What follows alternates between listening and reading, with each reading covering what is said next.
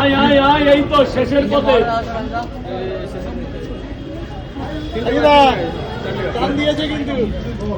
আবার খেপে গেছে সব। দাঁড়া বাবা দাঁড়া, বল ভাই বল। মা বলো, মা আগে বলো। কোথায় নিয়ে যাবেন? কটা? ছটা। 1 2 3। দাঁড়া বাবা, একটু পরে এখন বেচা কিনা করতে দেই। সকাল থেকে এই করতে করতে কোনো মাল বেচতে পারে 3 4 5 6 1 10 মিনিট পর হবে বাবা, প্লিজ একটু পরে। কোথায়?